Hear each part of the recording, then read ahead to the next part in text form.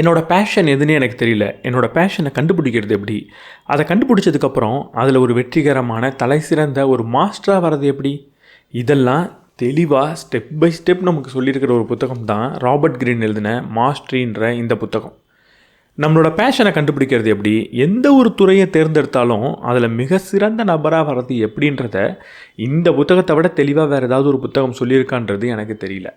இன்றைக்கி இந்த வீடியோவில் இந்த புத்தகத்திலேருந்து நான் கற்றுக்கிட்ட ரொம்ப ரொம்ப முக்கியமான விஷயத்தை உங்கள் கூட ஷேர் பண்ணிக்க போகிறேன். இந்த வீடியோ மூலியமாக உங்களுடைய பேஷன் என்னென்னு உங்களால் கண்டுபிடிக்க முடியும். எந்த ஒரு துறையை தேர்ந்தெடுத்தாலும் அதில் தலை சிறந்த மாஸ்டராக உங்களால் வர முடியும்.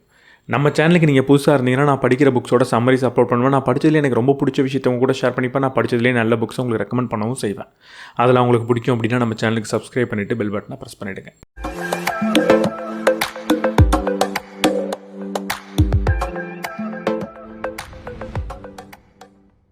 நீங்கள் ஒரு மாஸ்டர் ஆகணும் அப்படின்னா அதில் செய்ய வேண்டிய முதல் ஸ்டெப் உங்களுடைய அழைப்பு என்னன்றதை கண்டுபிடிச்சாகணும். உங்களுடைய பேஷன் என்னன்றதை கண்டுபிடிச்சாகணும். எதுக்காக நீங்கள் பிறந்திருக்கீங்க, உங்களுடைய பாதை என்னன்றதை நீங்கள் கண்டுபிடிச்சாகணும். அதை கண்டுபிடிக்கிறது எப்படி? முதல்ல நம்ம புரிஞ்சிக்க வேண்டிய ஒரு விஷயம், இந்த உலகத்தில் ஒவ்வொரு மனிதனுக்கும் ஏதோ ஒரு விதமான அழைப்புன்றது இருக்குது. ஏன்னா இந்த உலகத்தில் ஒவ்வொரு மனிதனும் வெவ்வேறு விஷயங்களை பார்க்குறான், வெவ்வேறு விஷயங்களை அனுபவிக்கிறான். என் வாழ்க்கையில் நான் பார்த்த விஷயங்களை நீங்கள் பார்க்க போகிறது கிடையாது. என் வாழ்க்கையில் எனக்கு நடந்த நிகழ்வுகள் உங்களுக்கு அதே மாதிரி நடக்க போகிறது கிடையாது, அதே வரிசையில் நடக்க போகிறது கிடையாது. அந்த நிகழ்வுகள்லேருந்து நான் என்ன கற்றுக்கிட்டனோ, அந்த நிகழ்வுகளை நான் எப்படி அணுகணுனோ அது எதுவுமே உங்கள் வாழ்க்கையில் நடக்க போகிறது கிடையாது. நான் ஒரு புத்தகத்தை எப்படி படிக்கிறேனோ அப்படி நீங்கள் படிக்க போகிறது கிடையாது. ஒரே புத்தகத்தை நம்ம 2 பேரும் படித்தாலும் அதை நான் வேறு விதமாக படிப்பேன். ஏன்னா என் வாழ்க்கை அனுபவன்றது வேறு. அப்போ இந்த உலகத்தை நான் எப்படி பார்க்குறேன்றதே என் வாழ்க்கையில் நடந்த நிகழ்வுகளை பொறுத்தும், அனுபவங்களை பொறுத்தும், இன்ப துன்பங்களை பொறுத்தும் இருக்குது. அப்போ இந்த உலகத்தில் நானாக ஒரு செயலை தேர்ந்தெடுக்கிறேன் அப்படின்னா, என்னுடைய மனது இந்த செயலை செய் அப்படின்னு சொல்லுதுன்னா, அதை நான் எப்படி செய்ய போகிறேனோ, அதை நான் எப்படி அணுக போகிறேனோ அந்த மாதிரி நீங்கள் அணுக போகிறதே கிடையாது. அதே போல் தான் நீங்கள் தேர்ந்தெடுக்கக்கூடிய செயலையும் நீங்கள் செய்யக்கூடிய செயலையும் உங்களை மாதிரியே இந்த உலகத்தில் செய்கிறதுக்கு இன்னொரு நபருன்றது கிடையாது. இதை நம்ம முதல்ல புரிஞ்சுக்கிட்டா தான் இன்னொரு நபர் நல்லா செய்கிறாருன்றதுக்காக அந்த செயலை நம்மளுடைய அழைப்பு அப்படின்னோ நம்மளுடைய பேஷன் அப்படின்னோ நம்ம நினைக்க மாட்டோம். நம்ம எல்லாரோட பேஷனும் வெவ்வேறு விதமாக இருக்கும், நம்ம எல்லாரோட பேஷனும் வெவ்வேறு விதமாக தான் இருக்கும், வெவ்வேறு விஷயங்களாக தான் இருக்கும். என்னோடய பேஷன் எப்படி நான் கண்டுபிடிக்கிறது? இதுக்கு நிறைய வழி இருக்குது. முதல்ல ஒரு குழந்தையாக இருந்தப்போ எனக்கு எது மேலே ஆர்வம் அதிகமாக இருந்தது அப்படின்ற கேள்வியே கேளுங்க. நம்ம எல்லாருமே குழந்தையாக இருந்தப்போ வெவ்வேறு விஷயத்தின் மீது ஆர்வத்தை காட்டியிருப்போம். ஒரு மிஷினை வச்சு விளையாடுறது சிலருக்கு பிடிச்சிருக்கும், ஓவியம் வரைகிறது சிலருக்கு பிடிச்சிருக்கும், ஒரு புத்தகத்தை படிக்கிறது சிலருக்கு பிடிச்சிருக்கும், சிலருக்கு பேசுகிறது பிடிச்சிருக்கும். இப்படி ஒவ்வொரு நபருக்கும் வெவ்வேறு விஷயங்கள் குழந்தை பருவத்தில் பிடிச்சிருக்கும். உங்களுக்கு குழந்தை பருவத்தில் எது பிடிச்சிருந்ததோ அது உங்கள் பேஷனாக இருக்கிறதுக்கு வாய்ப்பு அதிகம். நமக்கு குழந்தை பருவத்தில் நிறைய விஷயங்கள் பிடிக்கும், அதனாலலாம் தப்பு கிடையாது. முதல்ல நம்ம புரிஞ்சிக்க போகிறது என்னென்னா, எது எல்லாம் என்னோடய குழந்தை பருவத்தில் எனக்கு பிடிச்சிருந்தது அப்படின்றது தான். அதுக்குள்ளே நம்மளுடைய பேஷனை தேடுறது கொஞ்சம் சுலபமான விஷயம். ரெண்டாவது, குழந்தை பருவத்தில் எனக்கு பிடிச்ச விஷயங்கள் இருக்கட்டும், ஆனால் நான் வளர்ந்து வரப்போ எந்த விஷயங்கள் திரும்ப திரும்ப எனக்கு பிடிச்சிது அப்படின்ற கேள்வியே கேளுங்க. குழந்தை பருவத்தில் ஏதோ ஒரு விஷயம் நமக்கு பிடிச்சிருக்கும், ஆனால் காலப்போக்கில் அது மேலே நமக்கு ஆர்வம் இல்லாமல் போயிருக்கும். அது ஜஸ்ட் அந்த நேரத்தில் நமக்கு பிடிச்ச சாதாரண விஷயந்தான். ஆனால் ஒரு சில விஷயங்கள் மட்டும் குழந்தை பருவத்தில் நமக்கு பிடிச்சிருக்கும், அதுக்கப்புறம் திரும்ப திரும்ப திரும்ப திரும்ப அது மேலே நமக்கு ஒரு ஆர்வம் வந்துக்கிட்டே இருக்கும். சிலருக்கு கவிதை எழுதுறது மேலே அப்படி ஒரு ஆர்வம் இருந்திருக்கலாம், சிலருக்கு ஓவியம் வரைகிறதுல அப்படி ஒரு ஆர்வம் இருந்திருக்கலாம். எதுலெல்லாம் திரும்ப திரும்ப எனக்கு ஆர்வம் உருவானது அப்படின்ற கேள்வியே கேளுங்க. எந்த செயலை செய்யும் போது எனக்கு ரொம்ப மனநிறைவு வருது அப்படின்ற கேள்வியே கேளுங்க. எந்த செயலை செய்யும் போது என்னையே நான் மறந்துடுறேன் அப்படின்ற கேள்வியே கேளுங்க. எந்த செயலை செய்யும் போது உங்களை நீங்களே மறக்கிறீங்களோ அது உங்களுடைய பேஷனாக இருக்கிறதுக்கான வாய்ப்பு அதிகம். சில சமயம் எனக்கு ரொம்ப பிடிச்ச ஒரு விஷயமா இருந்தது, அதை நான் செஞ்சுக்கிட்டே இருந்தேன். ஆனால் சொசைட்டியோ என் கூட இருக்கிற நபர்களோ இதெல்லாம் வேலைக்காகாது, இதில் போனால் நீ உருப்பட மாட்ட அப்படின்னு சொன்னதுனால அதை அப்படியே விட்டுட்டேன். அதை செய்கிற வரைக்கும் எனக்கு ரொம்ப சந்தோஷமாக இருந்தது, அதில் நம்ம ஒரு பெரிய ஆளாக வரணும் அப்படின்ற ஒரு ஆசை இருந்துக்கிட்டே இருந்தது. என்றைக்கு இதெல்லாம் நீ செய்ய வேணாம், இதை செஞ்சால் நீ உருப்பட மாட்டேன்னு என்கிட்ட சொன்னாங்களோ, என்றைக்கு அதை கேட்டு அந்த செயலை நான் செய்யாமல் விட்டனோ, அன்னிலிருந்து என் வாழ்க்கையில் ஒரு வெற்றிடம் உருவான மாதிரி எனக்கு இருக்குது அப்படின்னு உங்களுக்கு தோணுதுன்னா, எந்த செயலை செய்யாமல் விட்டீங்களோ அது உங்களுடைய பேஷனாக இருக்கிறதுக்கான வாய்ப்பு இருக்குது. நம்மளில் பல பேர் இப்படி சொசைட்டி சொல்லுது அப்படின்றதுனால நம்மளுடைய பேஷனை தூக்கி எறிஞ்சிட்றோம். அப்படி தூக்கி எறிஞ்சிருந்தோம் அப்படின்னா அந்த தூக்கி எறிஞ்சதுக்கப்புறம் நம்ம வாழ்க்கையில் ஒரு வெற்றிடம் உருவாகிருக்கும். அந்த விஷயம் நம்மளுடைய பேஷனாக இருக்கலாம். நம்ம எல்லாரும் பண்ணக்கூடிய ரொம்ப ரொம்ப மோசமான ஒரு விஷயம் இருக்குது. நம்ம வாழ்க்கை பயணத்தை தேர்ந்தெடுக்கிறதுக்கு முன்னாடி, நம்மளுடைய கரியர் பாத்தை சூஸ் பண்ணுறதுக்கு முன்னாடி நம்ம எல்லாரும் ஒரு கேள்வி கேட்போம். அந்த கேள்வி தான் நம்ம வாழ்க்கையை அழிக்க போகிற கேள்வி. அது என்ன கேள்வினா, எந்த துறைக்கு எதிர்காலம் இருக்குது? எந்த துறை எதிர்காலம்? எந்த துறையில் நிறைய பணம் சம்பாதிக்கலாம்? எந்த துறைக்குள்ளே போனால் நல்ல புகழ் கிடைக்கும்? எதில் ஸ்கோப் இருக்குது அப்படின்னு ஒரு கேள்வி கேட்போம். இந்த கேள்வியை வாழ்க்கையில் நீங்கள் கேட்டு அதற்கு கிடைக்கக்கூடிய பதிலை நீங்கள் தேர்ந்தெடுத்து அந்த பாதையில் நடக்க ஆரம்பிச்சிங்கன்னா மாஸ்டரின்ற ஒரு இடத்த அடைய மாட்டீங்க. நீங்கள் மாஸ்டர் ஆக போகிறதே கிடையாது. ஏன்னா எந்த துறைக்கு எதிர்காலம் இருக்குன்றது சரியான கேள்வி கிடையாது. என்னோட எதிர்காலம் எந்த துறை அப்படின்றது தான் சரியான கேள்வி. ஒரு துறைக்கு எதிர்காலம் இருக்குன்றதுனால அந்த துறை நம்மளுடைய எதிர்காலமாக மாறப்போகிறது கிடையாது. ஏஐ தான்ப்பா ஃப்யூச்சர் அப்படின்னு ஒருத்தர் சொல்கிறாருன்றதுக்காக, அது உண்மையாக இருக்குன்றதுக்காக ஏஐ என்னோட ஃப்யூச்சராக மாறணுன்ற அவசியம் கிடையாது. ஏஐ தான் ஃப்யூச்சர்னால் என்னோடய ஃப்யூச்சரில் நான் ஏஐயை பயன்படுத்த போகிறேன் அப்படின்றது தான் அர்த்தமே தவிர, அதில் தான் நான் வேலை செய்ய போகிறேன், அதுக்காக தான் என் வாழ்க்கையை அர்ப்பணிக்க போகிறேன்றது அர்த்தம் கிடையாது. ஸோ எதில் பணம் வரும், எதில் புகழ் வரும், எதுக்கு ஃப்யூச்சர் இருக்குது, எதுக்கு ஸ்கோப் இருக்குன்ற கேள்வியை கேட்குறதுக்கு பதிலாக எது எனக்கு மனநிறைவை தருது, எதை செய்கிறதுல எனக்கு ஒரு ஆர்வம் இருக்குது, எதில் நான் எந்த வேலையை நான் செய்கிறப்போ தனித்துவமாக உணர்கிறேன், எந்த வேலையை மற்றவங்கள்லாம் செய்கிறத விட என்னால் சிறப்பாக செய்ய முடியும், என்னால் வித்தியாசமாக செய்ய முடியும்னு எனக்கு தோணுது அப்படின்ற கேள்வியை கேளுங்க. அதற்கு ஒரு பதில் வரும். அதுதான் உங்களுடைய பேஷன். என்னோடய பேஷனை கண்டுபிடிக்கிறதுக்கு இன்னொரு எளிய வழி இருக்குது. நம்ம எல்லாருக்குமே ஒரு ஹீரோ இருப்பாங்க. அந்த ஹீரோவை ஏன் எனக்கு பிடிச்சிருக்குன்ற ஆழமான கேள்வியே கேளுங்க. நம்ம எல்லாருக்கும் ஏதோ ஒரு நபரை பிடிச்சிருக்கோம். அவங்கள பிடிச்சிருக்கிறதுக்கு காரணம் அவங்க செய்கிற வேலையாக இல்லாமல் போகலாம். அப்படிப்பட்ட நேரத்தில் நம்மளுடைய பேஷன் என்னன்றதை நம்மளால் கண்டுபிடிக்க முடியும். மகேந்திர சிங் தோனியை எனக்கு ரொம்ப பிடிச்சிருக்கு. மகேந்திர சிங் தோனி மாதிரி தான் விராட் கோலியும் இல்லை ரோஹித் சர்மாவும் கிரிக்கெட் விளையாடுறாங்க. ஆனால் எனக்கு ஸ்பெசிஃபிக்காக மகேந்திர சிங் தோனியை பிடிக்கிறதுக்கு என்ன காரணம், அவர் அப்படி என்ன சிறப்பாக வித்தியாசமாக செஞ்சுட்டாரு அப்படின்ற கேள்வியை கேட்குறப்போ, ஒருவேளை அவரோட சிந்தனை எனக்கு ரொம்ப பிடிச்சிருக்கு.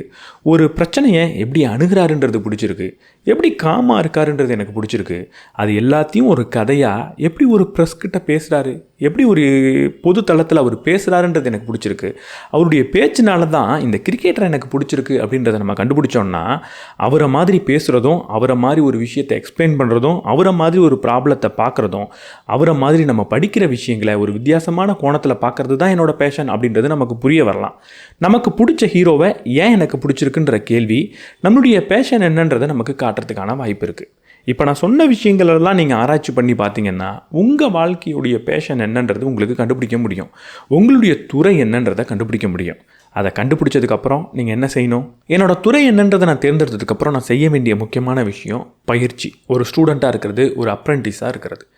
ஒரு மாஸ்டர் அப்படின்னு எடுத்துக்கிட்டிங்கன்னா குறைஞ்சது 5 வருஷத்துலேருந்து 10 வருஷம் ஏதோ ஒரு பயிற்சியை பண்ணிக்கிட்டே இருந்திருப்பார். ஏதோ ஒரு விஷயத்தை ரொம்ப கடுமையாக கற்றுக்கிட்டு இருந்திருப்பார். அவருடைய ஸ்கில்லை டெவலப் பண்ணிக்கிட்டு இருந்திருப்பார்.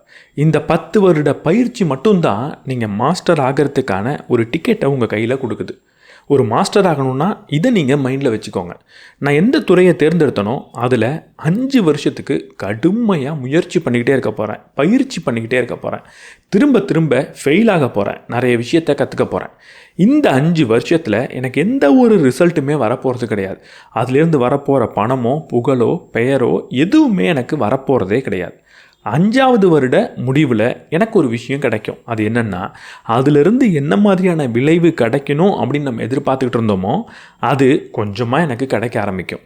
அடுத்த 5 வருஷம் அதே மாதிரி திரும்பவும் கடுமையாக நான் பயிற்சி பண்ணேன் அப்படின்னா 10வது வருட முடிவில் தான் அதிலிருந்து கிடைக்க வேண்டிய பணமும் புகழும் எனக்கு கொஞ்சமாக கிடைக்க ஆரம்பிக்கும்.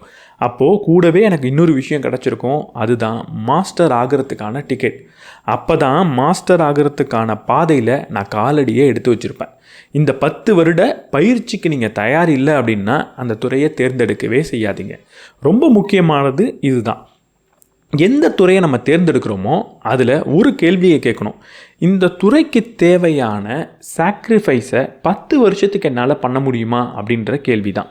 எனக்கு கிரிக்கெட் விளையாட பிடிச்சிருக்கு, அதனால் நான் ஒரு கிரிக்கெட்டர் ஆக போகிறேன் அப்படின்றது வேலைக்காகாது. ஒரு கிரிக்கெட்டர் ஆகுனா எனக்கு என்ன மாதிரியான பொருள் கிடைக்கும், என்ன மாதிரியான புகழ் கிடைக்கும், எவ்வளவு பணம் கிடைக்கும், எவ்வளவு கோப்பைகளை என்னால் வெல்ல முடியும் அப்படின்றதுனாலலாம் நீங்கள் கிரிக்கெட்டர் ஆக முடியாது. எதனால் நீங்கள் கிரிக்கெட்டர் ஆக போகிறீங்க அப்படின்னா 10 வருஷத்துக்கு போர் அடிக்கக்கூடிய பயிற்சியை நான் பண்ணுறதுக்கு தயாரா அப்படின்றத பொறுத்து தான் கிரிக்கெட்டர் நம்ம ஆக முடியும். 10 வருடத்துக்கு தினமும் காலையில் விடிய காலையில் எழுந்திரிச்சு என்னால் ஓட முடியுமா? 10 வருடத்துக்கு என்னால் என்னோடய சாப்பாட்டில் கட்டுப்பாடோடு இருக்க முடியுமா? 10 வருடத்துக்கு திரும்ப திரும்ப ஒரே ஷாட்டை விளையாடி பயிற்சி பண்ண முடியுமா? அதிலெல்லாம் உங்களுக்கு ஆர்வம் இருந்ததுன்னா நீங்கள் கிரிக்கெட்டர் ஆகலாம். எனக்கு ஃப்ரெண்ட்ஸோடு சேர்ந்து கிரிக்கெட் விளையாட பிடிச்சிருக்கு, கிரிக்கெட் பார்க்க பிடிச்சிருக்கு, கிரிக்கெட்டர்லாம் நிறைய சம்பாதிக்கிறாங்க அப்படின்றதுனாலலாம் நம்மளால் கிரிக்கெட்டர் ஆக முடியாது. ஒரு படம் பார்க்க பிடிச்சிருக்குன்றதுனால நம்மளால் டைரக்டர் ஆகிட முடியாது.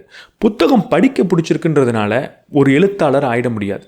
ஒரு பொருளை, ஒரு ப்ராடக்டை எனக்கு பிடிச்சிருக்குன்றதுனால அந்த ப்ராடக்டை படைக்க நம்மளால் முடியாது. ஒரு படைப்பை பிடிச்சிருக்குன்றதுனால நம்ம படைப்பாளி கிடையாது. ஒரு படைப்பை பிடிச்சிருக்கிறதுக்கும் ஒரு விஷயத்தை படைக்க பிடிச்சிருக்கிறதுக்கும் நிறைய வித்தியாசம் இருக்குது. எதை படைக்க எனக்கு பிடிச்சிருக்கு அப்படின்ற கேள்வியை கேளுங்க. அது ரொம்ப போர் அடிக்கக்கூடிய விஷயமா இருக்கும், ரொம்ப வலி மிகுந்ததாக இருக்கும். அதை என்னால் 10 வருஷத்துக்கு தாங்கிக்க முடியுமான்ற கேள்வியை கேளுங்க. அதை உங்களால் செய்ய முடிஞ்சால் அது உங்களுடைய துறை.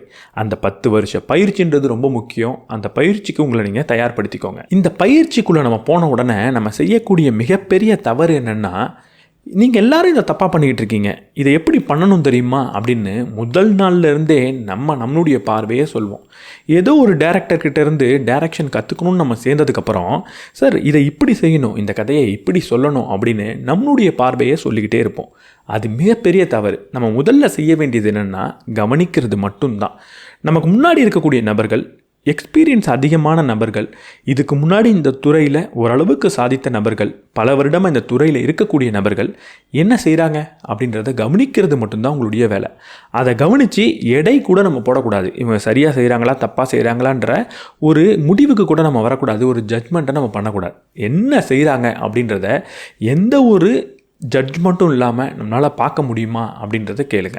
அப்படி பார்க்குறது தான் முதல் ஸ்டெப் பயிற்சியில். இப்படி தொடர்ந்து சில நாட்கள் கவனித்ததுக்கப்புறம் நம்ம செய்ய வேண்டிய 2வது ஸ்டெப் என்னென்னா, நமக்கான ஒரு மென்டாரை சூஸ் பண்ணுறது, நமக்கான ஒரு ஆசிரியரை சூஸ் பண்ணுறது. அந்த துறையில் ரொம்ப நாளாக இருந்த ஒரு நபர், ஆல்ரெடி வெற்றிகரமாக இருந்த நபர், இல்லைன்னா பல தோல்விகளை பார்த்த ஒரு நபர், அவரை நம்மளுடைய ஆசிரியரை நம்ம தேர்ந்தெடுத்துக்கிட்டு ஆகணும்.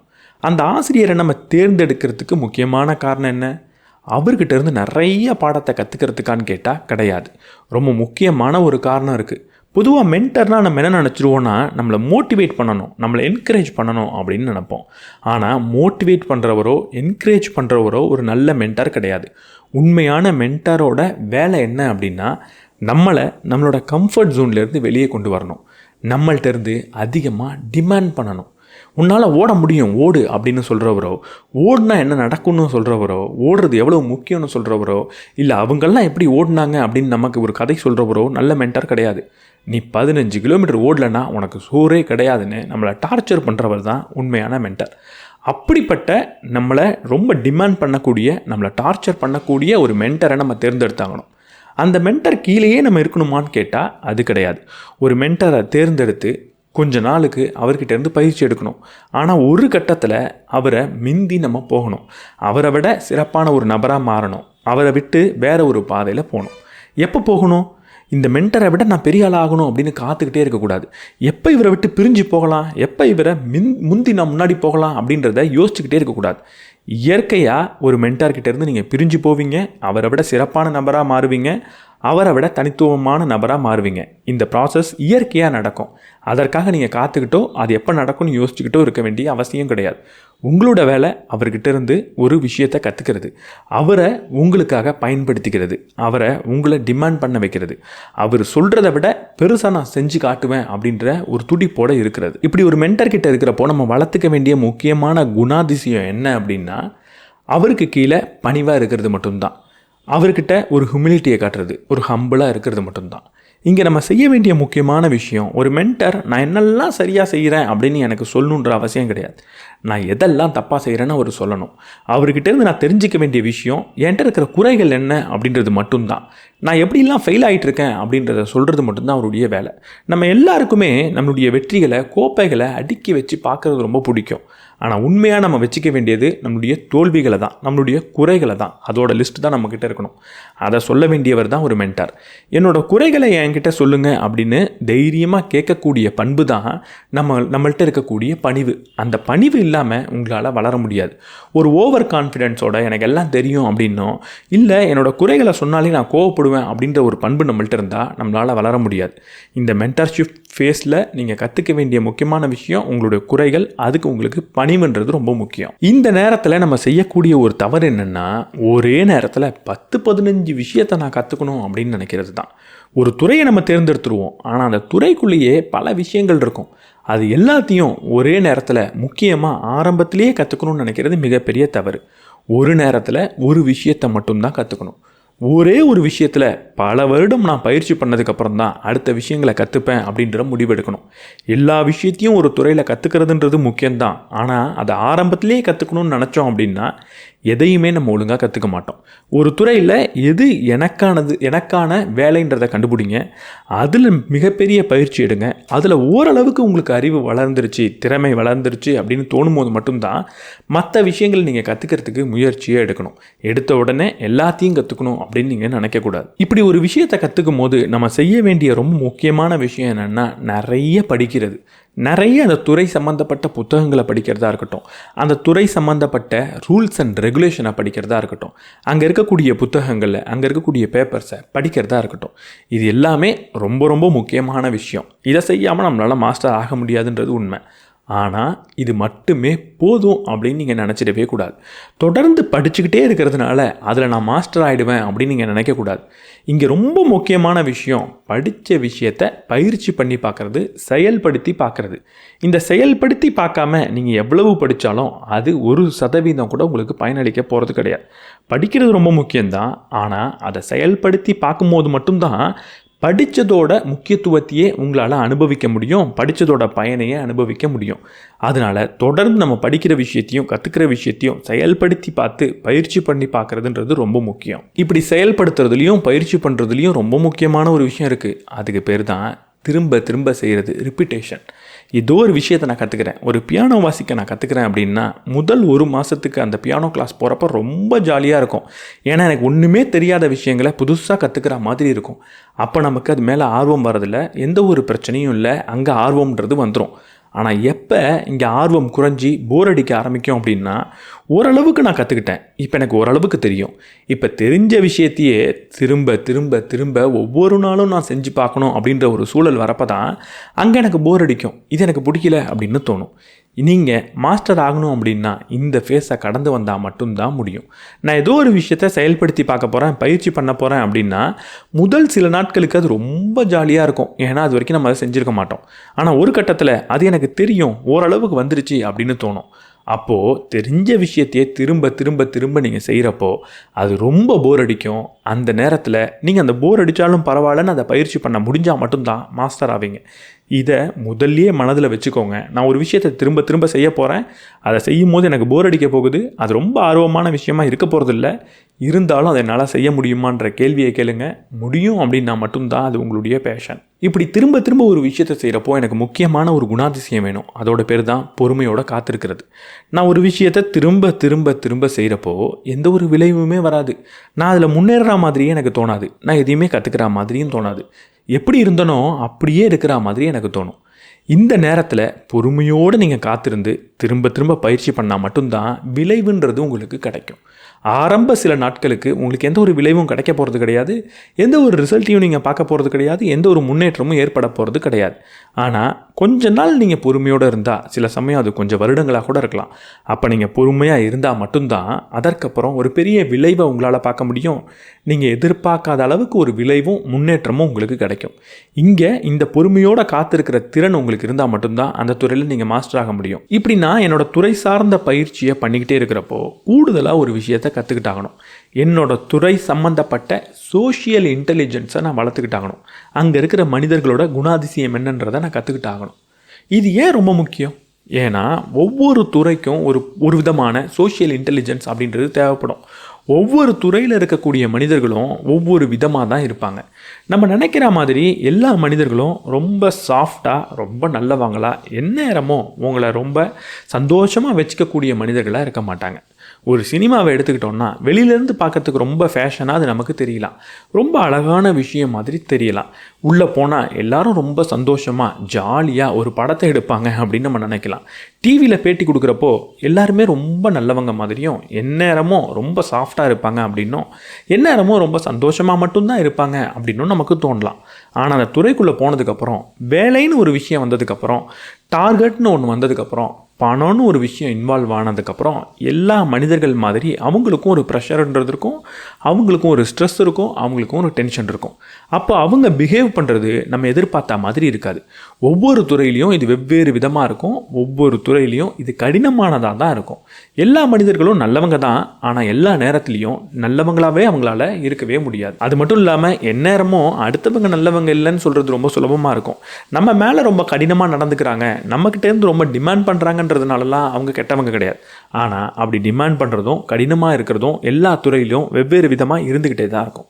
அதனால் நான் எந்த துறையை தேர்ந்தெடுத்துருக்கிறேனோ அந்த துறையில் மனிதர்கள் எப்படி பிஹேவ் பண்ணுறாங்க, அவங்களுடைய குணாதிசயம் எப்படி இருக்குது, அவங்க எப்படி பேசுவாங்க, அவங்க எப்படி எனக்கு உதவி பண்ணுவாங்க, எப்படி என்ன தோற்கடிக்கணும்னு நினைப்பாங்க, எப்படி என் கூட சேர்ந்து இருப்பாங்க, எப்படி என்ன கவிழ்த்து விடுவாங்க அப்படின்றத நீங்கள் புரிஞ்சுக்கிட்டாகணும்.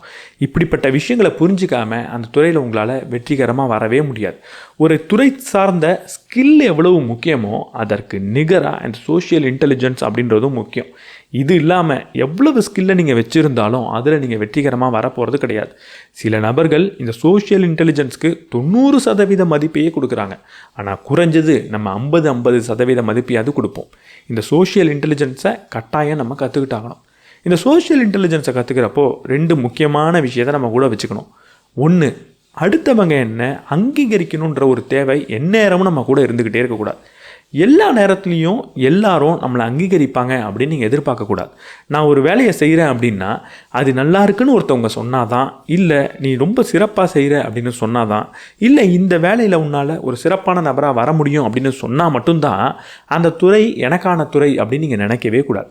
அந்த துறையில் உங்களுக்கு தேவையான ஒரே விஷயம், நான் முதல்ல சொன்ன மாதிரி ஒரு மிகப்பெரிய ஆர்வமும், அதை செய்யும் போது உங்களை நீங்களே மறக்கக்கூடிய ஒரு தன்மையும், அதை விட ரொம்ப முக்கியமாக இந்த துறையில் என்னால் சிறப்பாக வர முடியும் அப்படின்ற உங்களுக்கான ஒரு கான்ஃபிடென்ஸும் தான். எந்நேரமும் உங்களை சுற்றி இருக்கிற நபர்கள்ட்டேருந்து ஒரு அப்ரூவலை, ஒரு அங்கீகாரத்தை, உங்களை நீங்கள் நல்லா செய்கிறீங்கன்ற ஒரு பாராட்டை எதிர்பார்க்காதீங்க. அது எப்போவுமே உங்களுக்கு கிடைக்க போகிறது கிடையாது. அதை எதிர்பார்த்தீங்கன்னா அங்கே நீங்கள் துவண்டு போவீங்க.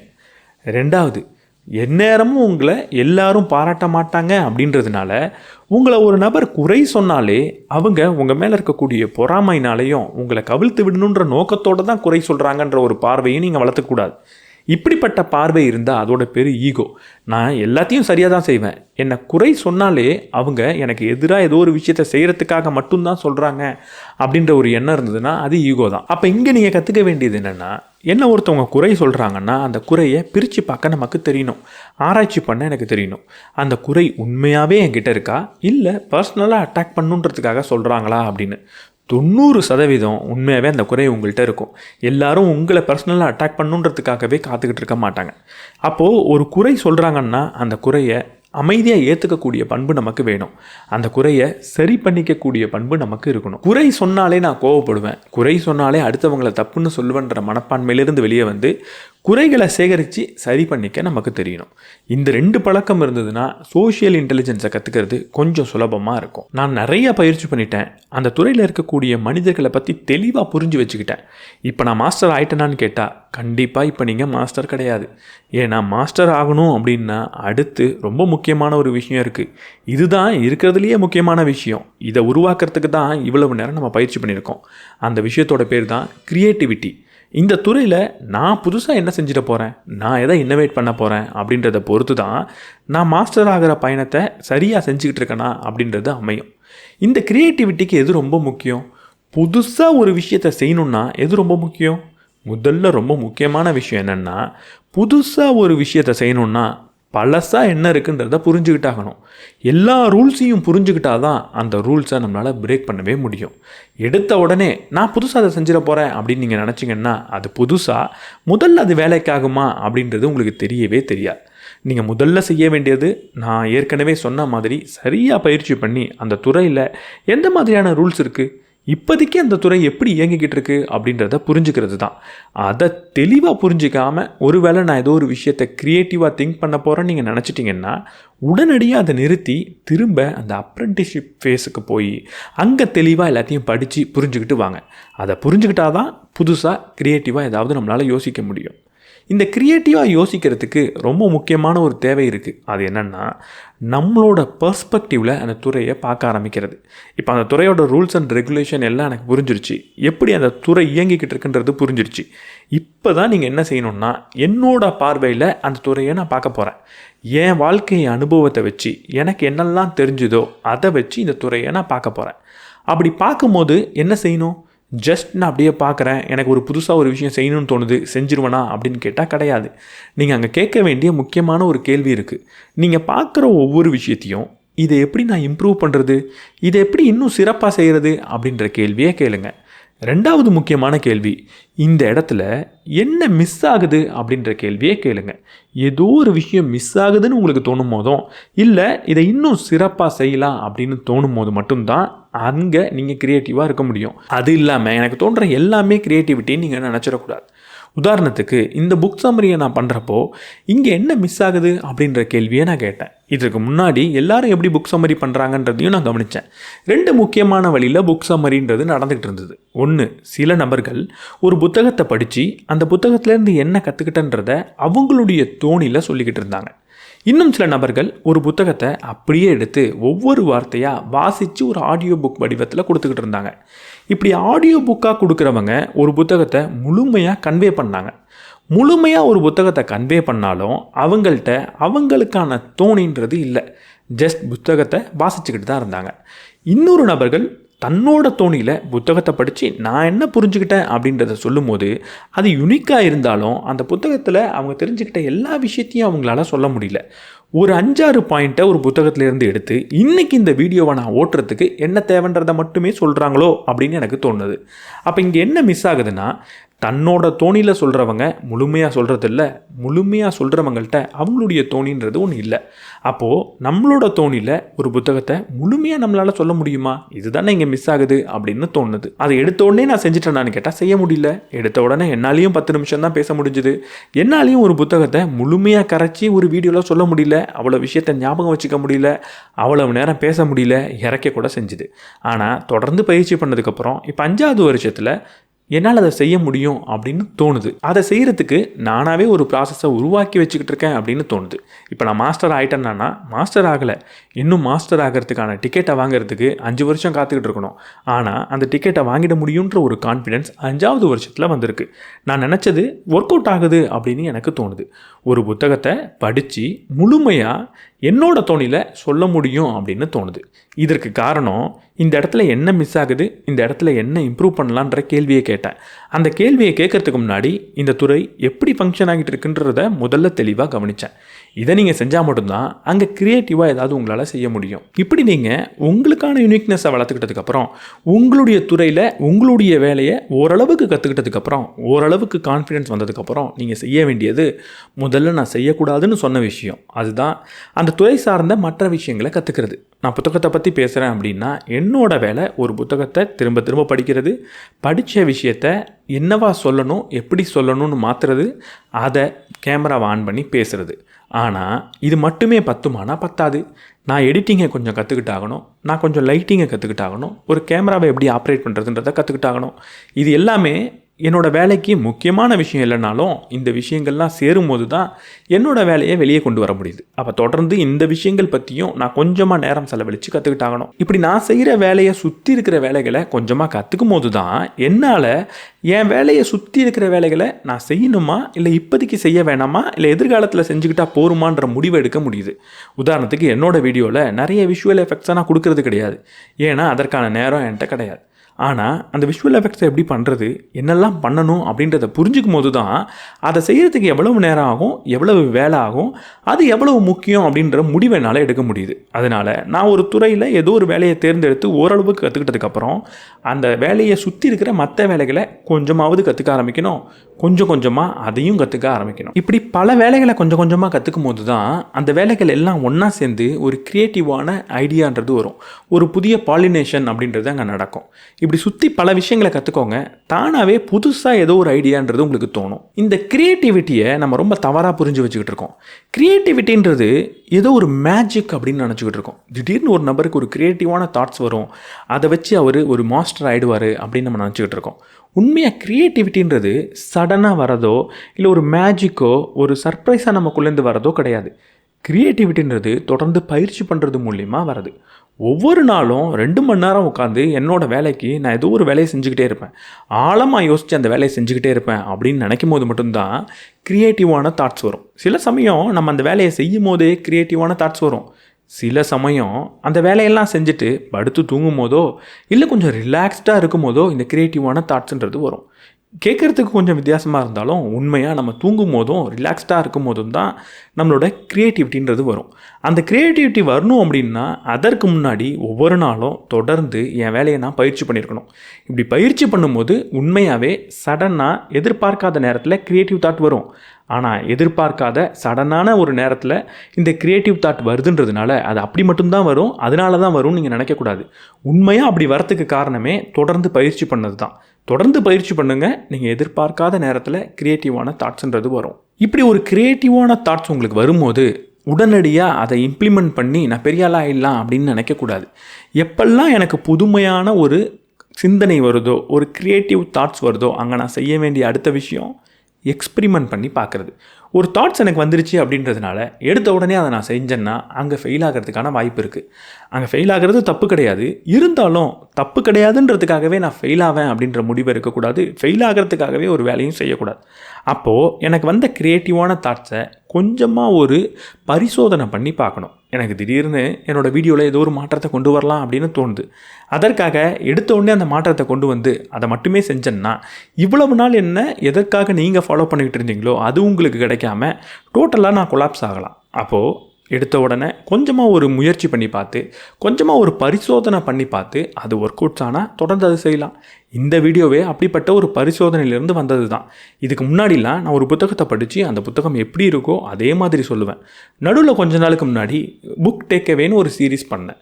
அந்த சீரீஸ் நீங்கள் ஏற்றுக்கிட்டதுனால இப்போ நான் தொடர்ந்து பண்ணிக்கிட்டு இருக்கேன். இப்படி ஒவ்வொரு விஷயத்தையும் கொஞ்சமாக பயிற்சி பண்ணி பார்த்து அது வேலைக்காக தான் பார்த்து அதுக்கப்புறம் தான் அந்த க்ரியேட்டிவான தாட்ஸை நீங்கள் இம்ப்ளிமெண்ட் பண்ணணும். வந்ததுன்றதுக்காக இம்ப்ளிமெண்ட் பண்ணிங்கன்னா இருக்கிறதும் போகிறதுக்கான வாய்ப்பு இருக்குது. இப்படி ஒரு வேளை நான் ஏதோ ஒன்று செஞ்சு ஃபெயில் ஆகிறேன்னா உடனடியாக என்ன செய்யணும்? தோற்று போயிட்டேன்னே நீங்கள் அழக்கூடாது. நான் முதல்ல சொன்ன மாதிரி ரொம்ப முக்கியமான விஷயம் இந்த தோல்விகள் தான். தோல்விகளோட பட்டியல் நம்மள்கிட்ட கண்டிப்பாக இருக்கணும். எதெல்லாம் நான் சாதிச்சிருக்கேன் அப்படின்றத ஒரு பட்டியலிட்டு நம்ம வச்சுக்கிட்டு இருப்போம். எதெல்லாம் நான் சாதித்தேன் அப்படின்றத ஒரு டிஸ்பிளேல வச்சு நம்ம பார்த்துக்கிட்டே இருப்போம். ஆனால் அது எல்லாத்த விட ரொம்ப முக்கியம், எதுலெல்லாம் நான் தோற்று போனேன், ஏன் தோற்று போனேன், எப்படி தோற்று போனேன், திரும்ப இதே மாதிரி நான் தோற்று போகாமல் இருக்கிறதுக்கு என்ன செய்யணுன்ற பட்டியல் தான். அதுதான் ஒரு மாஸ்டர் ஆகிறதுக்கு முக்கியமான தேவை. அது இருந்தால் தான் நீங்கள் மாஸ்டர் ஆக முடியும். அதனால் என்றைக்கோ ஒரு தடவை நீங்கள் தோத்துட்டீங்க, கண்டிப்பாக தோற்று போவீங்க. அப்படி தோக்குறப்போ நான் தோத்துட்டேன்னு நினைக்காதீங்க. அந்த தோல்வியிலேருந்து ஏதாவது ஒரு விஷயத்தை கற்றுக்கோங்க. என்ன கற்றுக்கிட்டீங்களோ அதை முக்கியமாக மனதில் வச்சுக்கோங்க. வெற்றியை கூட நீங்கள் மறந்து போயிடலாம். இந்த க்ரியேட்டிவ் தாட்ஸ் வரணும்னா இன்னொரு முக்கியமான விஷயம் இருக்குது. தனிமையில் வேலை செய்ய கொஞ்சம் கற்றுக்கோங்க. ஏதோ ஒரு வேலையை செய்கிறீங்க, அங்கே எல்லா வேலைக்கும் ஏதோ ஒரு டீம் ஒர்க்குன்றது கட்டாயம் தேவைப்படும். டீம் ஒர்க் தேவைப்படுதுன்றதுக்காக எந்நேரமும் ஒரு டீமாக சேர்ந்து மட்டும்தான் வேலை செய்வேன்னு நீங்கள் நினைக்காதீங்க. சில நேரங்களில் தனிமையில் இருங்க. சில நேரங்களில் தனிமையில் ஒரு டீப் ஒர்க்கை பண்ணுங்கள். ஒவ்வொரு நாளும் முடிஞ்சதுக்கு ஒவ்வொரு வாரமும் ஒரு குறிப்பிட்ட நேரத்தை என் துறைக்காக தனிமையில் நான் உட்கார்ந்து வேலை செய்ய போகிறேன் அப்படின்னு ஒதுக்கிக்கோங்க. அந்த நேரத்தில் தனிமையில் ரொம்ப ஆழமாக சிந்திச்சு வேலையை செய்யுங்க. அப்படி செய்யும்போது தான் உங்களுக்கு க்ரியேட்டிவ் தாட்ஸுன்றது வரும். அப்படி செய்யும்போது நீங்கள் எதிர்பார்க்காத நேரத்துலையும் உங்களுக்கு க்ரியேட்டிவ் தாட்ஸை அந்த வேலை கொடுக்கும். எப்படி தோல்விகளை சேகரித்து வச்சுக்கோங்கன்னு சொன்னனோ அதே மாதிரி ரொம்ப முக்கியமான ஒரு விஷயம் இருக்குது. சின்ன சின்ன வெற்றிகளை கொஞ்சம் உதாசீனப்படுத்த கற்றுக்கோங்க. நீங்கள் இந்த பாதையில் போயிட்டு இருக்கிறப்போ, அதுவும் முக்கியமாக இந்த 5 வருஷத்துலேருந்து 10 வருஷத்துக்கு நடுவில் உங்களுக்கு சின்ன சின்ன வெற்றிகள் வரும். அந்த சின்ன வெற்றிகள் வரப்போ நீங்கள் நினச்சிடவே கூடாத ஒரு விஷயம் இருக்குது. அது என்னென்னா, நான் மாஸ்டர் ஆகிட்டேன் அப்படின்றது தான். இந்த வீடியோவே நீங்கள் எப்படி மாஸ்டர் ஆகிறது அப்படின்ற டாப்பிக்கில் தான் பேசிக்கிட்டு இருக்கேன். அதுக்கு பதில் ஒரே வரியில் சொல்லணுன்னா, நீங்கள் மாஸ்டர் ஆகவே முடியாது. ஏன்னா நம்ம எப்போ நான் மாஸ்டர் ஆகிட்டேன் அப்படின்னு நினைக்கிறேனோ அப்போவே நான் மாஸ்டர் கிடையாது. அப்போது நம்ம கடைசி வரைக்கும் என்னவா இருக்க போகிறோம்னா, மாஸ்டர் ஆகிறதுக்கான பாதையில் நடந்துக்கிட்டு மட்டும்தான் இருக்க போகிறோம். நம்ம கடைசி வரைக்கும் மாஸ்டர் ஆக போகிறது கிடையாது. இந்த உலகம் என்ன மாஸ்டர்னு சொல்லலாம், இந்த உலகம் என்ன மாஸ்டராக பார்க்கலாம். ஆனால் அதுக்காகலாம் நான் மாஸ்டர் ஆகிட்டேன்னு நான் நம்பக்கூடாது. நான் மாஸ்டரும் ஆனது கிடையாது. என்னோட வேலை எவ்வளோ பெரிய ஆளானாலும் புதுசாக ஏதாவது ஒரு விஷயத்தை கற்றுக்கிட்டு தொடர்ந்து க்ரியேட்டிவான தாட்ஸை உருவாக்குறது தானே தவிர, மாஸ்டர் ஆகிட்டேன் இதுக்கப்புறம் எனக்கு வரது எல்லாமே க்ரியேட்டிவ் தாட்ஸ்ன்னு நான் நம்பக்கூடாது. எப்போ அப்படி நம்புகிறனோ அதுக்கப்புறம் நமக்கு க்ரியேட்டிவான தாட்ஸுன்றது வராது. தொடர்ந்து நான் பயிற்சி பண்ணிக்கிட்டு இருக்கேன், தொடர்ந்து இந்த பாதையில் நடந்துக்கிட்டு இருக்கேன். கடைசி வரைக்கும் நான் மாஸ்டர் ஆகிறதுக்கான முயற்சியில் இருப்பேன். நான் மாஸ்டர் ஆகிட்டேன்னு ஒருபோதும் நினைக்க மாட்டேன்ற முடிவில் இருந்தால் தான் புது புது க்ரியேட்டிவ் தாட்ஸை உங்களால் உருவாக்கிக்க முடியும். இந்த நேரத்தில் முக்கியமான இன்னொரு விஷயத்தை நீங்கள் பயன்படுத்த கற்றுக்கணும். அதுக்கு பேர் தான் இன்ட்யூஷன். இவ்வளவு பயிற்சி பண்ணதுக்கப்புறம், இவ்வளவு பார்த்ததுக்கப்புறம் நமக்கே சில இன்ட்யூஷன் அப்படின்றது வரும். இந்த துறையில் இதை செஞ்சால் என்னால் நல்லா செய்ய முடியும் அப்படின்னு தோணும். இதை செஞ்சால் மக்களுக்கு பிடிக்கும் அப்படின்னு தோணும். இதை செஞ்சால் இன்னும் நல்லா இருக்குமே அப்படின்னு நமக்கு தோணும். இதை இப்படி தான் செய்யணும்னு நம்மளோட இன்ட்யூஷன்றது சொல்லும். அப்படிப்பட்ட நேரங்களில் உங்களோட இன்ட்யூஷனை நம்புறது சில சமயம் முக்கியமான விஷயமா இருக்கும். அந்த இன்ட்யூஷனை நம்பி அந்த வேலையை செஞ்சு பார்க்கும்போது தான் க்ரியேட்டிவான ஒரு விஷயத்தை உங்களால் செய்ய முடியும். ஸோ எல்லா நேரத்துலையும் என்னோடய இன்ட்யூஷன் தப்பாக இருக்கலாம் அப்படின்னு நினைக்காதீங்க. எல்லா நேரத்துலையும் என்னோடய இன்ட்யூஷன் சரியாக இருக்கலாம் அப்படின்னு நினைக்காதீங்க. புது புது இன்ட்யூஷன் வந்தால் அதை நீங்கள் மதிங்க. அடுத்தவங்க பார்க்காத மாதிரி ஒரு விஷயத்தை உங்களால் பார்க்க முடிஞ்சுதுன்னா அதுக்கு ஒரே காரணம் உங்களுடைய இன்ட்யூஷனை நீங்கள் மதித்ததாக தான் இருக்கும். அதற்காக இன்ட்யூஷன் சொன்னதுன்றதுக்காக ஒரு முழுமையாக ஒரு விஷயத்தை அப்படியே இம்ப்ளிமெண்ட் பண்ணாதீங்க. இன்ட்யூஷன் சொல்கிறத மதித்து எடுத்து முதல்ல சொன்ன மாதிரி எக்ஸ்பெரிமெண்ட் பண்ணி பாருங்கள். அது வேலைக்காகுதான்றது அப்போ தெரியும். இதை நீங்கள் தொடர்ந்து செஞ்சுக்கிட்டே வந்தீங்கன்னா ஒரு 10 இன்ட்யூஷனில் அட்லீஸ்ட் 5 இன்ட்யூஷன் உங்களுக்கு பெரிய க்ரியேட்டிவான விஷயத்தை படைக்க உதவும். இந்த க்ரியேட்டிவிட்டியை வளர்த்துக்கிற இந்த ப்ராசஸில் தான் இன்னொரு முக்கியமான சேலஞ்சுன்றதே உங்களுக்கு வரும். நீங்கள் 10 வருஷம் பயிற்சி பண்ணி ஏதோ ஒரு விஷயத்தில் ஸ்பெஷலைஸ் ஆகிருப்பீங்க. அதை என்னால் செய்ய முடியும் அப்படின்ற முடிவு எடுத்திருப்பீங்க. அந்த செய்ய முடியும் நீங்கள் முடிவெடுத்ததுக்கப்புறம், அதை செய்ய முடிஞ்சதுக்கப்புறம், அதில் ஓரளவுக்கு ஸ்பெஷலிஸ்ட் ஆனதுக்கப்புறம் ஒரு விஷயம் கட்டாயம் நடக்கும். அது என்னென்னா, எதை நீங்கள் கற்றுக்கிட்டீங்களோ அது இதுக்கப்புறம் தேவையே இல்லைன்னு இந்த உலகம் சொல்லும். அந்த நேரத்தில் நீங்கள் என்ன செய்கிறீங்கன்றதை பொறுத்து தான் நீங்கள் மாஸ்டர் ஆக போகிறீங்களா அப்படின்றதே இருக்குது. நான் ஒரு ப்ரோக்ராமை ரொம்ப கஷ்டப்பட்டு கற்றுக்கிட்டு இருக்கேன். ஒரு ப்ரோக்ராமிங் லாங்குவேஜை கற்றுக்கிட்டேன். என்னால் ஒரு சாஃப்ட்வேருக்கு நல்லா கோட் பண்ண முடியும். கடந்த 10 வருஷமாக கடினமாக படிச்சிருக்கேன் அப்படின்னு நீங்கள் நினச்சிக்கிட்டு இருப்பீங்க. 10 வருஷம் முடிஞ்சதுக்கப்புறம் உங்களை சுற்றி இருக்கிற மனிதர்களை விட ஒரு படி மேலேயே இருப்பீங்க, கொஞ்சம் ஸ்பெஷலிஸ்ட்டாக இருப்பீங்க. திடீர்னு அப்போது ChatGPT மாதிரி ஒரு ஏஐன்றது வரும். ஒன்றுமே படிக்காத, எந்த பயிற்சியும் இல்லாதவன் ஏதோ ஒரு விஷயத்தை டைப் பண்ணுறது மூலிமா உங்களை விட பெட்டரான ஒரு கோடை அவனால் உருவாக்க முடியுன்ற சூழல் வரும். அந்த நேரத்தில் நீங்கள் என்ன பண்ண போகிறீங்கன்றதை பொறுத்து தான் நீங்கள் மாஸ்டராக இல்லையான்றது இருக்குது. அப்போ ஒரு மாஸ்டர் ஆகணும்னா 10 வருஷமாக நான் எதில் பயிற்சி பண்ணனோ அதில் மட்டும்தான் மாஸ்டராக இருப்பேன்ற முடிவை நீங்கள் எடுக்கக்கூடாது. இந்த 10 வருஷ பயிற்சின்றது உங்களுக்கு அடித்தளத்தை தான் கொடுக்க போகுது, ஒரு பில்டிங்கை தான் கொடுக்க போகுது. ஆனால் அந்த பில்டிங்க்கு எப்படிப்பட்ட வண்ணத்தை பூச போகிறீங்கன்றது தொடர்ந்து மாறிக்கிட்டே வரும்.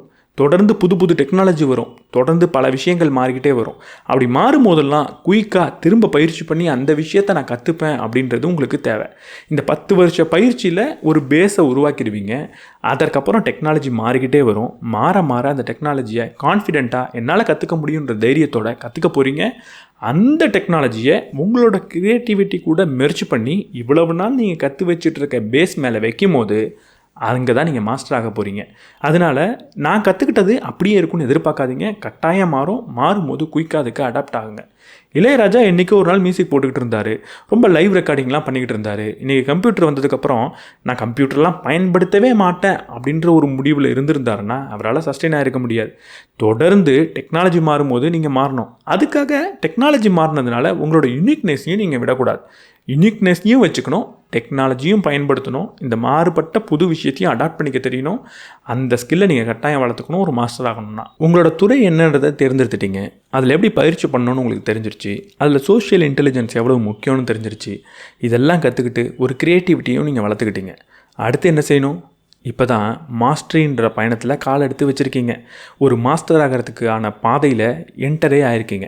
இந்த பாதையில் நடக்கும்போது சில முக்கியமான விஷயத்தை நம்ம கற்றுக்கிட்டாகணும். அது தெரிஞ்சால் மட்டும்தான் இந்த பாதையில் நீடிச்சு இருக்க முடியும். எந்த மாதிரியான விஷயங்கள் நமக்கு தேவை? முதல்ல, நான் 10 வருஷமாக ஒரு விஷயத்தில் பயிற்சி பண்ணிட்டேன். 10 வருஷமாக இதில் நான் மாஸ்டர் ஆகணும்னு உழைச்சிருக்கேன். இப்போ 10ஆவது வருஷம் எனக்கு ஒன்று தோணுது, இந்த ஃபீல்டே எனக்கு தேவையில்லை, இந்த ஃபீல்டே எனக்கு செட் ஆகாது, எனக்கானது வேறு ஒரு ஃபீல்டு தான் அப்படின்னு தோணும். அந்த நேரத்தில் என்ன பண்ணுறது? அந்த நேரத்தில் சாதாரண மனிதர்கள் உடைஞ்சு போயிடுவாங்க. இவ்வளவு நாள் நான் பண்ண உழைப்பு எல்லாமே வீணாக போயிடுச்சு, இப்போ ஏதோ புதுசாக ஒரு விஷயந்தான் எனக்கானதுன்னு தோணுது, வாழ்க்கையே முடிஞ்சு போன மாதிரி இருக்கே அப்படின்னு தோணும். ஆனால் இது ரொம்ப சகஜமான விஷயம், சாதாரணமான விஷயம். ஒரு மாஸ்டர் ஆகணும் அப்படின்னா நீங்கள் அந்த நேரத்தில் என்ன செய்யணும்? புதுசாக உங்களுக்கு இதுதான் பிடிச்சிருக்கு அப்படின்னு தோணுனா அதில் ஒரு ஸ்டூடெண்ட்டாக மாற கற்றுக்கணும். அதில் திரும்ப பயிற்சி பண்ணுறதுலேருந்து நான் முதல் ஸ்டெப்லேருந்து ஆரம்பிக்கணும். இப்படி ஒரு இடத்துல போய் நான் ஸ்டக் ஆகிட்டேன் அப்படின்னா இது எனக்கான ஃபீல்டு இல்லைன்னு எப்போ தோணினாலும் அதுலேயே உட்காராமல் எனக்கான ஃபீல்டு என்னன்னு எனக்கு கண்டுபிடிச்சனோ அதில் பயிற்சி பண்ண ஆரம்பிக்கிறது தான் ஒரு மாஸ்டரோட குணாதிசயம். இது சில சமயம் நடக்கவும் கூடும். கடைசி வரைக்குமே எந்த ஒரு ஃபீல்ட்லேயுமே நீங்கள் மாஸ்டர் ஆகாமல் கூட போகலாம். நான் முதல்ல சொன்ன மாதிரி அது நடக்கிறது சாதாரண விஷயம்தான். இங்கே நம்ம மாஸ்டர் ஆகுறோமா இல்லையான்றது முக்கியம் கிடையாது. ஏன்னா நம்ம கடைசி வரைக்கும் மாஸ்டர் ஆக போகிறது கிடையாது. அந்த பாதையில் நடக்கிறத ரசித்து செஞ்சோமா, அந்த பாதையில் சந்தோஷமாக நடந்தோமான்றது தான் முக்கியம். அதனால் பாதை சில சமயம் மாறுதுன்றதுக்காக நம்ம உடைஞ்சி போக வேண்டிய தேவை கிடையாது. அந்த புது பாதையில் திரும்ப சந்தோஷமாக நம்ம நடக்க முடியும், நடந்து போகலாம். இந்த மாஸ்டருக்கான பாதைக்குள்ளே நுழைஞ்சதுக்கப்புறம் இந்த உலகமே நம்மளை ஒரு மாஸ்டர் மாதிரி பார்த்துட்ருக்கோம். இவர் இந்த துறையில் சிறந்த நபர் அப்படின்னு எல்லாரும் சொல்லிக்கிட்டு இருப்பாங்க. அப்போ நமக்கு ஒரு விஷயம் தோணும், நம்ம அவ்வளோ பெரிய ஆள் தானா அப்படின்ற ஒரு செல்ஃப் டவுட் வரும். நம்ம நினச்ச அளவுக்கு ஒரு விஷயத்தை க்ரியேட்டிவாக செய்ய முடியலையே, புதிய ஒரு க்ரியேட்டிவான தாட் நமக்கு வரமாட்டுதே அப்படின்ற ஒரு ஃப்ரஸ்ட்ரேஷன் வரும். அதை விட ரொம்ப முக்கியமாக நம்ம செய்கிற வேலை ரொம்ப ரிப்பீட்டேட்டிவாக இருக்கே, ரொம்ப போர் அடிக்குதே அப்படின்னு கூட தோணும். நீங்கள் புரிஞ்சிக்க வேண்டியது, நீங்கள் மாஸ்டருக்கான பாதையில் போயிட்டீங்க, 10 வருஷம் பயிற்சி பண்ணிட்டீங்க, இப்போ அந்த வேலையை ரொம்ப சிறப்பாக செய்கிறீங்க, இந்த உலகமே பாராட்டுதுன்றதுக்காகலாம் ஆரம்பத்தில் கத்துக்குட்டியாக இருந்தப்போ உங்களுக்கு ஏற்பட்ட அந்த எமோஷ்னல் பெயின்ன்றது உடனடியாக காணா போயிடும் அப்படின்னு நீங்கள் நினைக்கக்கூடாது. அந்த எமோஷ்னல் டிமாண்டுன்றது இன்னும் இருக்க தான் செய்யும். திரும்பவும் அந்த எமோஷன்ஸை நீங்கள் கையாண்டு தான் ஆகணும். சிலருக்கு இப்படி இருக்கும், சிலருக்கு நான் ரொம்ப பெரிய ஆள் தெரியுமா அப்படின்ற மாதிரியான ஒரு அகந்தையாக அந்த எமோஷனல் டிமாண்டுன்றது இருக்கலாம். அப்போ நீங்கள் அந்த எமோஷனை குறைச்சிக்க வேண்டிய தேவை இருக்கும். ஸோ எவ்வளோ பெரிய ஆளானாலும் எவ்வளோ வருஷம் ஃபீல்டுக்குள்ளே இருந்தாலும் இந்த எமோஷனல் மேனேஜ்மெண்ட்ன்றது ரொம்ப முக்கியம். மாஸ்டர் ஆகிட்டேன் அப்படின்றதுக்காகலாம் எமோஷனல் டிமாண்ட் குறையாது, எமோஷனல் மேனேஜ்மெண்ட் தேவையில்லாமல் ஆகாது. ஒரு மாஸ்டருக்கான பாதையில் போனதுக்கப்புறம் எப்போ நான் அடுத்த லெவலுக்கு போகணும் அப்படின்ற முடிவெடுக்க தெரிஞ்சாகணும். நான் ஆரம்பத்தில் சொன்னேன், ஸ்டூடெண்ட்டாக இருக்கணும், ரொம்ப கற்றுக்கணும், ரொம்ப பணிவோடு இருக்கணும் அப்படின்னு. ஆனால் ஒரு கட்டம் வரும், அந்த நேரத்தில் நீங்கள் ஸ்டூடெண்ட் கிடையாது, உங்களுக்கு பல பேர் ஸ்டூடெண்ட் அப்படின்ற நேரம் ஏற்படும். அந்த நேரத்தை எப்போ நான் உருவாக்கணுன்றது உங்களுக்கு கட்டாயம் தெரிஞ்சாகணும். ரொம்ப ஹியூமிலிட்டியோடு இருக்கிறதுன்றது தேவை தான், பணிவோடு இருக்கிறதுன்றது தேவை தான். நான் பணிவோடு இருக்கன்றதுக்காக கடைசி வரைக்கும் ஏதோ ஒரு நபர்கிட்ட ஸ்டூடெண்ட்டாகவே என்னால் இருக்க முடியாது. ஒரு நேரத்தில் நான் பிரிஞ்சு வந்து எனக்கான ஸ்டூடெண்ட்ஸை நான் தேர்ந்தெடுத்துக்கிட்டாகணும். அப்படிப்பட்ட செயலை செய்கிறதுனால என்கிட்ட பணிவு இல்லாமல் போகிறது கிடையாது. இது என்னோட அழைப்பு. அந்த செயலை செய்யும் போது கூட என்னால் பணிவாக தனைகலம் இல்லாமல் செய்ய முடியும். ஆனால் பிரிஞ்சு வர்றதுன்றது ரொம்ப முக்கியம். எனக்கான ஒரு பாதையை தேர்ந்தெடுக்கிறதுன்றது ரொம்ப முக்கியம். நான் ஒரு லீடர் ஆகிறதுன்றது ரொம்ப முக்கியம். ஒரு நேரத்தில் ஒரு ஃபாலோவர்லேருந்து லீடராக மாற வேண்டிய அழைப்புன்றது வரும். அந்த நேரத்தில் தைரியமாக அந்த முடிவை நீங்கள் எடுக்கணும். அது கட்டாயம் இந்த மாஸ்டருக்கான பாதைக்குள்ளே வந்ததுக்கப்புறம் அப்படிப்பட்ட அழைப்புன்றது வரும். அப்போ நீங்கள் அதை தட்டி கழிக்கக்கூடாது. இந்த நேரத்தில் நீங்கள் ஏற்றுக்க வேண்டிய ஒரு விஷயம் இருக்குது. நான் கடைசி வரைக்கும் மாஸ்டர் கிடையாது. இந்த மாஸ்டருக்கான பாதைன்றது சாகிற வரைக்கும் நீண்டுக்கிட்டே தான் போக போகுது அப்படின்றத ஏற்றுக்கணும். நான் மாஸ்டர் ஆகிட்டேன் அப்படின்னு எக்காரணத்தை கொண்டும் நீங்கள் உணரக்கூடாது. நான் ஒரு மாஸ்டர் அப்படின்னு செட்டில் ஆகக்கூடாது. கடைசி வரைக்கும் உங்களுக்கான க்ரியேட்டிவான சிந்தனைகளை நீங்கள் வளர்த்துக்கிட்டாகணும். கடைசி வரைக்கும் நீங்கள் உங்களுக்குள்ள ஒரு ஸ்டூடெண்ட்டாக இருந்தாகணும். கடைசி வரைக்கும் புது விஷயங்களை படித்தாகணும். கடைசி வரைக்கும் சிந்திச்சுக்கிட்டே தான் இருக்கணும். இன்னும் நான் மாஸ்டர் ஆகலைன்ற உணர்வு வேணும். அந்த பாதையில் நடந்து போகணும். இன்னும் என்ன நான் எப்படி முன்னேற்றிக்கிறதுன்னு தெரியணும்.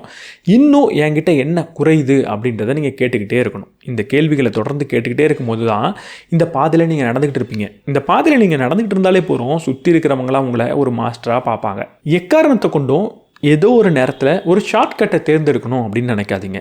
இந்த பாதை ரொம்ப தூரமாக இருக்குன்றதுக்காக ஒரு ஷார்ட்கட்டில் போய் சீக்கிரமாக மாஸ்டரி அடைஞ்சிடலாம் அப்படின்னு நினைக்காதீங்க. ஏன்னா இந்த பாதையில் ஷார்ட்கட் அப்படின்றது ஒன்று கிடையவே கிடையாது. ஏதோ ஒரு பாதை ஷார்ட்கட் மாதிரி உங்களுக்கு தெரியுது அப்படின்னா அது கண்டிப்பாக மாஸ்டரியை நோக்கி உங்களை கூட்டிகிட்டு போகாது. ஏதோ ஒரு தவறான இடத்துக்கு தான் உங்களை அழைச்சிட்டு போக போகுது. அதனால் ஷார்ட்கட்டை தேர்ந்தெடுக்காதீங்க. உடனடியாக சந்தோஷம் தரக்கூடிய விஷயங்களை தேர்ந்தெடுக்காதீங்க. நீண்ட கால சிந்தனையை உங்கள் கூட வச்சுக்கோங்க. ஒரு லாங் டேர்ம் திங்கிங்கை வச்சுக்கோங்க. எந்த ஒரு செயல் செஞ்சாலும் இது பல வருடங்கள் கழித்து எப்படி போய் முடியும் அப்படின்ற கேள்வியே கேளுங்க. ஒரு செயலை செய்யும் போது உடனடியாக நமக்கு என்ன கிடைக்குதுன்றது முக்கியம் கிடையாது. நீண்ட காலத்தில் என்ன கிடைக்குதுன்றது தான் ரொம்ப முக்கியம். கடைசியாக ரெண்டு விஷயம். நம்ம ஒரு மாஸ்டர் ஆகிறதோட முக்கியமான காரணம் என்னென்னா, நமக்கு அடுத்து வரக்கூடிய தலைமுறைக்கு ஏதாவது ஒரு நல்லதை செஞ்சுட்டு போகிறதுக்கு தான். நான் எவ்வளோ பெரிய ஆள் தெரியுமா அப்படின்னு இந்த உலகத்துக்கு காட்டுறதுக்காக நம்ம ஒரு மாஸ்டர் ஆகணுன்ற தேவையே கிடையாது. ஏன்னா நம்ம அவ்வளோ பெரிய ஆள் கிடையாது. இந்த உலகத்தில் எல்லாருமே சாதாரண மனிதர்கள் தான். அப்போவும் நான் மாஸ்டர் ஆகிறதுடைய முக்கியத்துவம் என்ன? என்னை சுற்றி இருக்கிற மனிதர்களுக்கு என்னால் ஏதாவது ஒரு நல்ல விஷயத்தை படைத்து கொடுக்க முடியுமா அப்படின்றது மட்டும்தான் அங்கே கேள்வி. எனக்கு அடுத்த சந்ததியினருக்கு ஏதாவது ஒரு வகையில் ஒரு உதவியை என்னால் பண்ணிட முடியுமா அப்படின்றது தான் கேள்வி. அதை மனதில் வச்சுக்கிட்டு இந்த பாதையில் நீங்கள் நடக்கணுமே தவிர உங்களுக்காக இந்த பாதையில் நடக்கக்கூடாது.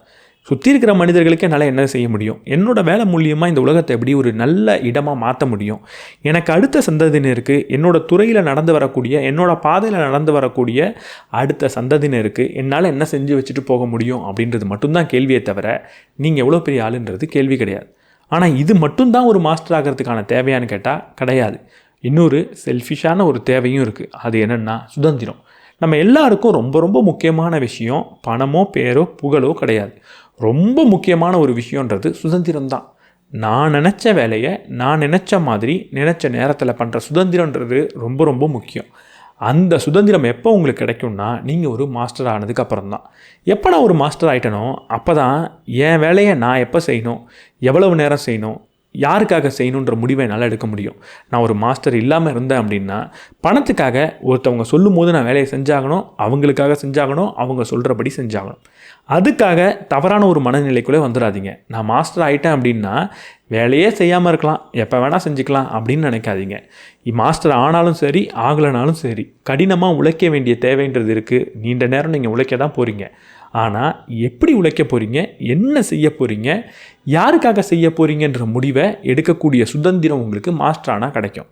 அது மிகப்பெரிய சுதந்திரம், வாழ்க்கையில் ரொம்ப முக்கியமான சுதந்திரம். அதுக்காக நீங்கள் கட்டாயம் மாஸ்டர் ஆகணும். இப்போ நான் சொன்ன ப்ராசஸை ஃபாலோ பண்ணிங்கன்னா கண்டிப்பாக உங்களால் ஒரு மாஸ்டர் ஆக முடியும் அப்படின்ற நம்பிக்கை எனக்கு இருக்குது. அதை பற்றி நீங்கள் என்ன நினைக்கிறீங்க அப்படின்றத கமெண்ட் செக்ஷனில் சொல்லுங்கள். ஒரு முக்கியமான விஷயம், நான் ரீசெண்டாக கம்யூனிட்டி டேப்பில் ஒரு விஷயத்த சொல்லியிருந்தேன். நம்ம சேனலில் நிறைய பேர் மெம்பர்ஷிப்பாக ஜாயின் பண்ணுறீங்க, எதுக்காக ஜாயின் பண்ணுறீங்கன்னு தெரில. நான் அதை ஓப்பனில் வச்சுருக்கேன். நீங்கள் ஒரு ஃபீஸை கட்டி எனக்கிட்ட ஒரு பணத்தை கொடுத்து ஜாயின் பண்ணுறீங்க, உங்களுக்காக நான் ஸ்பெஷலாக எதுவுமே செய்யலையோ அப்படின்னு தோணுது. ஸோ அதில் முதல் கட்டமாக நான் மெம்பர்ஷிப்புக்கு கிவ் அவே கொடுக்க போகிறேன்.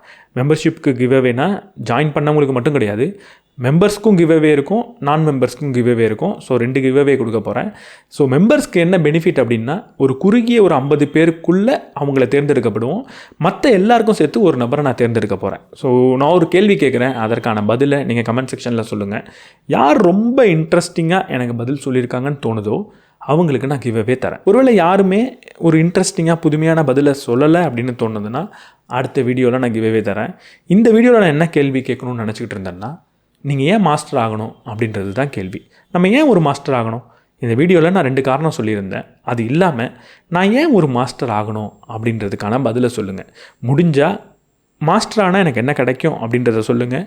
அப்படி கிடைச்ச ஒரு நபரை, அப்படிப்பட்ட ஒரு மாஸ்டரை உதாரணமாகவும் நீங்கள் சொல்லுங்கள். அப்படி நீங்கள் சொல்கிறதுல யார் சிறப்பான பதில் சொல்கிறாங்களோ, ஒன்று மெம்பர்ஷிப்லேருந்து ஒரு ஆள், இன்னொருத்தவங்க நான் மெம்பர்ஸ்லேருந்து ஒரு ஆள். நான் கிவ்அவே தரேன். நான் படித்த எனக்கு ரொம்ப பிடிச்ச ரீசெண்டான ஏதாவது ஒரு புத்தகத்தை நான் உங்களுக்கு அனுப்பி வைக்கிறேன். நீங்கள் பதில் சொல்லுங்கள். அடுத்த வாரம் ஞாயிற்றுக்கிழமை உங்களுடைய பதிலில் நான் ரிப்ளை பண்ணுறேன். ரிப்ளை பண்ணதுக்கப்புறம் என்னோடய இன்ஸ்டாகிராமில் உங்களோட டீட்டெயில்ஸ் கொடுங்க. நான் உங்களுக்கு கிவ்அவே சென்ட் பண்ணுறேன். அண்ட் ஒன் மோர் அனௌன்ஸ்மெண்ட் கொடுக்கணும் அப்படின்னு நினச்சேன். போன வீடியோவில் ரீசெண்டான சில வீடியோஸில் ஒரு விஷயத்தை கேட்டிருந்தேன். நம்ம ஃபைனான்ஸ் ரிலேட்டட் டாபிக்ஸை ஒரு 5 நிமிஷம் 10 நிமிஷம் வீடியோவாக தொடர்ந்து போடலாமான்னு கேட்டிருந்தேன். நிறைய பேர் கண்டிப்பாக போடுங்கன்னு சொல்லியிருந்தீங்க. எனக்கும் அது தொடர்ந்து போடணும்னு தோணுது. ஆனால் இந்த சேனலில் நான் போட்டேன்னா இந்த சேனல் கொஞ்சம் அஃபெக்ட் ஆகும்னு தோணுது. ஏன்னா நான் ஒரு 40 மினிட்ஸ் 50 மினிட்ஸ் வீடியோவும் போடுறேன், 10 நிமிஷம் வீடியோவும் போடுறேன்னா 10 நிமிஷம் வீடியோவை நீங்கள் 10 நிமிஷம் தான் பார்ப்பீங்க, இது 50 நிமிஷம் பார்ப்பீங்க. அப்போ யூடியூப் அல்காரிதத்துக்கு என்ன தோணும் அப்படின்னா, இந்த 10 நிமிஷம் நீங்கள் பார்த்த வீடியோவை ரொம்ப ஆர்வம் காட்டாமல் பார்க்குறீங்களோ அப்படின்னு அதுக்கு தோணும். அதனால் அடுத்தடுத்து நான் போடுற வீடியோவை அதிகமாக ரெக்கமெண்ட் பண்ணாது. இந்த சேனலோட க்ரோத்துன்றது அஃபெக்ட் ஆகும். ஸோ நான் என்ன யோசிச்சிருக்கேன் அப்படின்னா, இந்த ஃபைனான்ஸ் ரிலேட்டட் ஷார்ட்ஸ் வீடியோவை, ஷார்ட் வீடியோனா ஷார்ட்ஸ் கிடையாது, ஒரு 10-15 நிமிட வீடியோவை இன்னொரு சேனலில் போடலாமா அப்படின்னு யோசிச்சுக்கிட்டு இருக்கேன். ஸோ அதை பற்றி என்ன நினைக்கிறீங்கன்றதை கமெண்ட் செக்ஷனில் சொல்லுங்கள். இன்னொரு சேனல் இருந்தால், அட்லீஸ்ட் இந்த ஃபைனான்ஸ் ரிலேட்டட் சேனல் இருந்தால் சப்போர்ட் பண்ணுவீங்களான்னு சொல்லுங்கள். அதை பற்றி நம்ம லைவில் கூடிய சீக்கிரம் பேசலாம். இந்த வீடியோ பற்றி என்ன நினைக்கிறீங்கன்றத கமெண்ட் செக்ஷனில் சொல்லுங்கள். இந்த வீடியோ உங்களுக்கு பிடிச்சிருந்தா லைக் பண்ணிவிட்டு உங்கள் நண்பர்களோட ஷேர் பண்ணுங்கள். நம்ம சேனலுக்கு நீங்கள் புதுசாக இருந்தீங்கன்னா சப்ஸ்கிரைப் பண்ணிவிட்டு பெல் பட்டனை ப்ரெஸ் பண்ணிவிடுங்க.